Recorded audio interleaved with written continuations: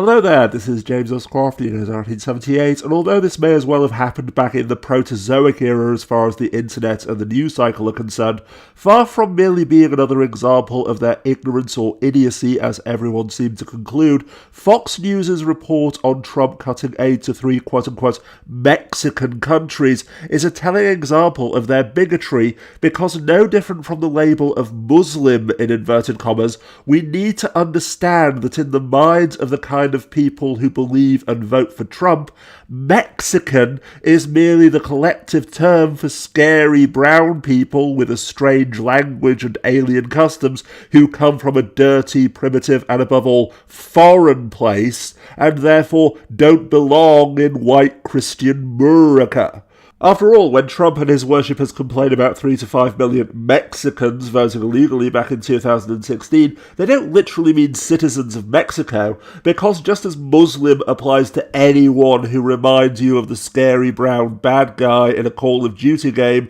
regardless of whether they're Hindu, Sikh, or even Christian, but not anyone from Indonesia or Kosovo, for example, unless you're playing the "but Islam isn't a race" card. Ethnicity, religion, and nationality are merely an excuse for their paranoid bigotry and fear, and having now mentioned the smug, self-righteous tossers who retort that, well, actually, Islam isn't a race, black isn't a race either, and neither is white for that matter. Because, as I've now explained in countless previous videos, there is never any rational, objective, or empirical basis for bigotry, discrimination, or what have you, only the petty and self-serving rationalizations and excuses that the in-group concoct and impose in order to justify their irrational prejudice and suspicion, privilege, social dominance, exploitation, oppression, and so forth, because in the end, it's all about maintaining the emotional comfort of the cis-het, white, and patriarchal Christian social order.